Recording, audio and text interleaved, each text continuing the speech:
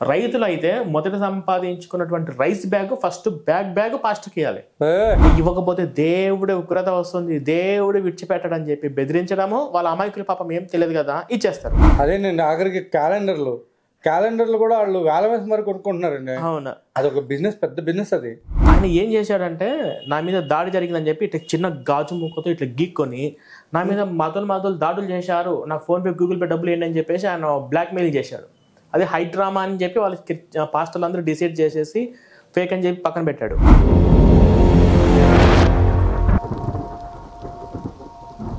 ఇప్పుడు ఇన్ని లక్షల చర్చిలలో 4 గోడల మధ్య ఎటువంటి వీడియో రికార్డు కాకుండా ఎంత దారుణంగా వీళ్ళు పీడిస్తూ వసూలు చేస్తూ ఉండొచ్చు ఈ పాస్టర్లు అనేది మీరు ఒక పాయింట్ ఆలోచించండి. నెక్స్ట్, ఈ దశంభాగం అనే కాన్సెప్ట్ మీరు చూస్తున్నారు. నేను ఊర్లోకి వెళ్ళా, కొన్ని గ్రామాలలో ఇప్పటికీ వీడియో ఉంది. నిజామాబాద్లో వాళ్ళు ఏంటంటే ట్రాఫిక్ జామ్ అయిపోయినప్పుడు వాళ్ళు కారు క్లీన్ చేయడం, అలాంటి వాళ్ళ దగ్గర కూడా వీళ్ళు వెళ్ళి తీసుకోవడం కరెక్ట్ కాదని చెప్పి ఆలోచించారు. వాళ్ళ దగ్గర కూడా వీళ్ళు దశంభాగాలు తీసుకుంటూ ఉంటారు. వీళ్ళకి ఏంటంటే ఇప్పుడు ఆఖరికి కార్లు క్లీన్ చేసే వాళ్ళ దగ్గర కూడా దశంభాగాలు, ఆడుకుంటే వాళ్ళ దగ్గర కూడా దశంభాగాలు తీసుకుంటారు. మొన్న ఆడుకునే వాళ్ళ దగ్గర కూడా రాజమండ్రిలో రాధా మనోహర్ దాస్ గురువు గారు ఒక 3 సంవత్సరాల క్రితం ఒక వీడియో పెట్టారు. ముష్టి పై కుష్టి ఉంటే ఆవిడ దగ్గరికి వెళ్ళి నీకు 100 రూపాయలు ఇస్తానంటే, ఆ 100 రూపాయలు ఇస్తే నేను 10 రూపాయలు మా పాస్టర్కి ఇవ్వాలంటుంది. 50 రూపాయలు ఇస్తాను, ఇంకొకంటే ఈ 50 రూపాయలు కూడా 5 రూపాయలు దశంభాగం ఖచ్చితంగా మా పాస్టర్కి ఇవ్వాలంటుంది. తర్వాత అంటే మీరు కేవలం దశంభాగమే కాదు, దశంభాగం పక్కన పెట్టండి. ఇంకోటి ఏంటంటే ఈ దశంభాగం కాకుండా మళ్ళీ ఆదివారం రాగానే కానుకలు ఇవ్వాలి, 50 సపరేట్, అది కూడా పక్కన పెట్టేసింది. ప్రత్యేకమైనటువంటి కానుకలు ఇవ్వాలి అంటే ఒక 500 ఇచ్చి మళ్ళీ ప్రత్యేకంగా కానుకలు ఇచ్చి స్పెషల్ ప్లేట్స్ అంటారు అనమాట, దానికి డబ్బులు ఇవ్వాలి, అది పక్కన పెట్టేసింది. రైతులు అయితే మొదట సంపాదించుకున్నటువంటి రైస్ బ్యాగ్ ఫస్ట్ బ్యాగ్ పాస్టర్కి ఇవ్వాలి. కూరగాయలు ఏదైనా సంపాదించుకుంటే మొట్టమొదటి రాకపోతే వాడు ఇంటికి వచ్చి మరి ఇది నీ పంట పండించాడు దేవుడు, నీ చేనులో వర్షం కురిపించాడు, మరి నాకు ఇవ్వాలి కదా, ఇవ్వాల్సిందని చెప్పేసి ఇవ్వకపోతే దేవుడి ఉగ్రత వస్తుంది, దేవుడు విడిచిపెట్టడని చెప్పి బెదిరించడము, వాళ్ళ అమాయకుల పాపం ఏం తెలియదు కదా ఇచ్చేస్తారు. ఇవి కాకుండా మళ్ళీ ఇంట్లో ప్రత్యేకంగా ప్రార్థనలు పెట్టించి, ఇంట్లో పెట్టించే ప్రార్థనలకు భోజనాలు అయ్యే ఖర్చులు కూడా మళ్ళీ వీళ్ళ చేత పెట్టిస్తారు. ఈ చర్చిలో భోజనాలు లాంటి కార్యక్రమాలు పెట్టించి మళ్ళీ వీళ్ళ దగ్గర తీసుకుంటారు. క్రిస్మస్ వచ్చిందంటే 2-3 వేలు. నిన్న ఒక ఆవిడతో మాట్లాడాను, రికార్డు యూట్యూబ్లో పెడతాను. క్రిస్మస్ వచ్చిందంటే అందరూ 2000, ఒక ఆవిడకి పింఛనే 2000, అందరూ 2000 ఇవ్వాల్సిందే. ఎవడన్నా తక్కువైంది అనుకో అందరి ముందు అడుగుతారు, ఈవిడగా డబ్బులు తక్కువ ఇచ్చింది చూడండి, దేవుడి కంటే ప్రేమ లేదు, ఆమెకు ఇంట్లో ఉన్న వాళ్ళ మీద ఉంటుంది కానీ ఇట్లాగన్నమాట. అదేనండి, ఆఖరికి క్యాలెండర్లు కూడా వాళ్ళు వేల వేసి మరి కొనుక్కుంటున్నారండి. అవునా, అదొక బిజినెస్, పెద్ద బిజినెస్ అది. 28,000 పెట్టి కొనుక్కున్నారంట ఎవరో పెద్ద మనిషి.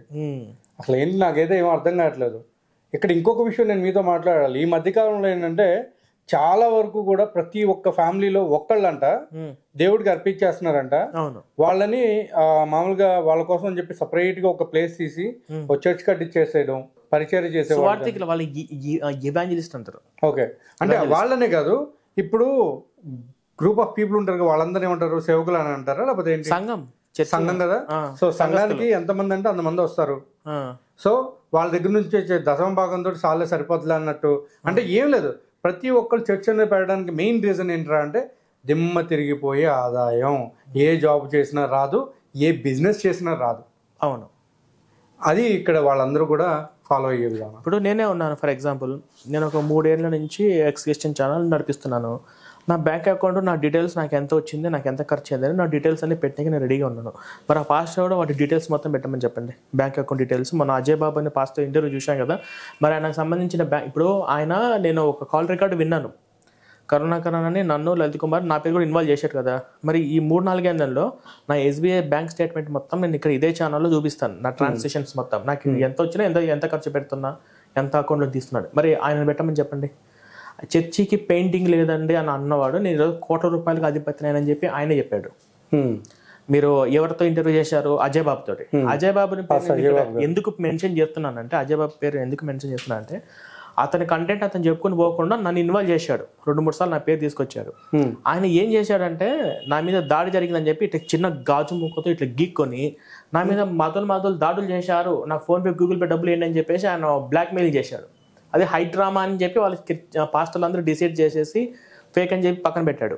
తర్వాత మణిపూర్ చెప్పి నేను మణిపూర్కి వెళ్తున్నాను, నాకు డబ్బులు ఇవ్వండి, నేను అక్కడికి వెళ్ళైతే నాకు అక్కడ కెమెరాలు ఫోన్లు అలో ఉండవు కాబట్టి నేను అవన్నీ బయటకు చూపించలేనని చెప్పేసి ఇంకొక అబద్ధం ఆడి అట్లా డబ్బులు గుంజాడు.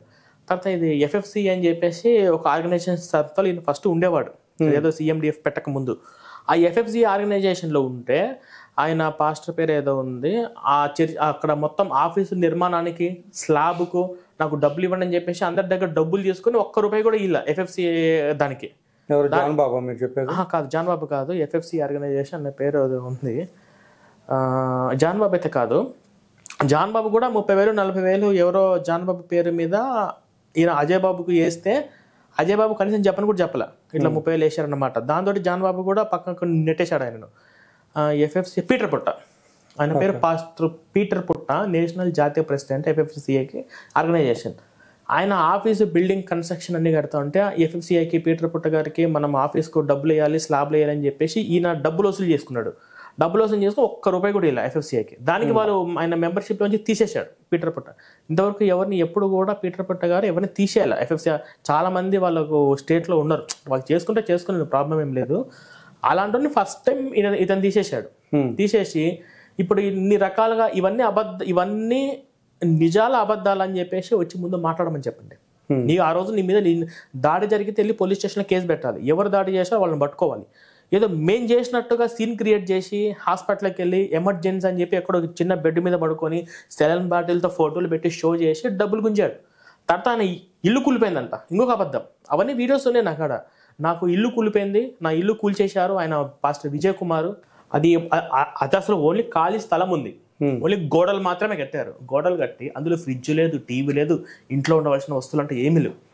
ఆ గోడ అంతా కూల్చేసేసుకొని నా ఇల్లు కూలిపోయిందంటే నేను రాత్రి ప్రకాశం జిల్లా మీటింగ్కి వెళ్ళాను, వచ్చేసరికి నా ఇల్లు కూడా లేదు అంటే సానుభూతి. ఈయన ఇల్లు కూల్చేశారు, ఈయన అజయ్ బాబుని ఇంత ఇబ్బంది పెట్టారా అని చెప్పేసి ఈయన జనాలలో సానుభూతి క్రియేట్ చేసి మళ్ళీ దాని మీద కూడా డబ్బులు గుంజారు. ఇలా అన్ని విధాలుగా అటాక్ జరిగిందని, ఇల్లు కూలిపోయిందని, మణిపూర్ అని చెప్పి, ఎఫ్ఎఫ్సి అని చెప్పి, మళ్ళీ ఇప్పుడు ఆయన ఏదో సిఎండిఎఫ్ క్రిస్టియన్ ముస్లిం దళిత ఏదో చేస్తున్నానని, తర్వాత రాజకీయాలలో నేను జాయిన్ అవుతున్నాను, ఈ సండే వచ్చే కానుకలు మొత్తం ఒక్కసారి నాకు పంపండి అని చెప్పేసి ఇలా అన్ని విధాలుగా దోచుకొని ఈరోజు ఆయన కోటీశ్వరుడు అయ్యాడు. నేను అలా చేయలేదే. నేను న్యాయంగా చెప్తాను, నేను షార్ట్ ఫిల్మ్ తీస్తున్నానండి, ఇంత ఖర్చు అయితే సపోర్ట్ చేయడంట. ఆ వచ్చిన వాటిల్లోనే ఉన్న డబ్బులతో నేను తీసుకుంటా. పలానా ఊరికి వెళ్తున్నాను, మీటింగ్స్ పెడతాను అంట. వచ్చిన వాటిల్లోనే నేను మీటింగ్స్ వాటికి అరేంజ్మెంట్ చేసుకుంటూ ఉంటా. అంతేగాని వీళ్ళలాగా నేను అబద్ధాలు చెప్పి మోసాలు చేసి ఇంకొక రూట్లో నేను దోచుకోవట్లేదు. ఖచ్చితంగా దశభాగం నాకు ఇవ్వాల్సింది, ఇవ్వకపోతే మీరు నరకానికి వెళ్తానని చెప్పి నేను వాళ్ళలాగా బెదిరించిన బ్లాక్మెయిల్ లాగా నేను కానీ కరుణాకర్ లలిత్ కానీ మేము ఎప్పుడూ చేయలేదు. స్వచ్ఛందంగా మీకు మనస్ఫూర్తిగా నచ్చితే ₹1 అయినా కానీ మాకు సపోర్ట్ చేయాలనుకుంటే చేయండి. మా కార్యక్రమాలు వెళ్ళాలి. మాలాంటి వాళ్ళు డబ్బులు ఇచ్చినా కూడా చేసేయడానికి కూడా ఎవరు లేరు హిందుత్వంలో. ఇలా విలేజ్లకు వెళ్ళి మీటింగ్స్ పెట్టి అవేర్నెస్ చేయాలంటే ₹1,00,000 ఇచ్చినా కూడా మాలాంటి వాళ్ళు దొరకడం కష్టం ఉన్నట్టు. ఆ కొరత హిందుత్వంలో ఉంది. కాబట్టి మా మీద నచ్చి ఇటువంటి వాళ్ళు ముందుకు తీసుకెళ్ళాలి అని అనుకున్న వాళ్ళు చాలా కొద్ది మందిలో కొంతమంది మాకు సపోర్ట్ చేస్తూ ఉంటారు.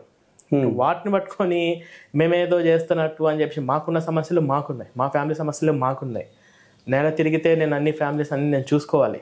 నాకు వచ్చే యూట్యూబ్ ఇన్కమ్ మీద రెంట్లు కట్టుకోనికి వాటికి కూడా నాకు సరిపోవు. మేమేం లక్షల్లో మిలియన్స్లో ఉన్న వాళ్ళం కూడా కాదు. కాబట్టి ఇలా మా మీద పడి ఏడవడం బదులు మేము చెప్పిన కంటెంట్ నిజమా అబద్ధమా మా సబ్జెక్ట్ మీద వచ్చి డిబేట్ చేయమని చెప్పండి. మేము సంపాదించుకుంటున్నా అన్న దాని మీద ఏడ్చాలనుకుంటే మీకన్నా మేమంతా సంపాదించుకున్న వాళ్ళ మీద కాదు. నేను పుస్తకాలు రాశాను, మీరు జనాలు మోసం చేస్తున్నారు, బైబిల్లో లేనివి ఉన్నాయి కల్పించి చెప్తున్నారు, మనుషుల్ని మూఢనమ్మకంలో తీసుకెళ్తున్నారు. అది నిజమా అబద్ధమా? ఇందులో అంటే ఇప్పుడు మీరు రాసిన ఓ క్రైస్తవుడా మేలుకో, అవునండి, అసలు ఏంటది?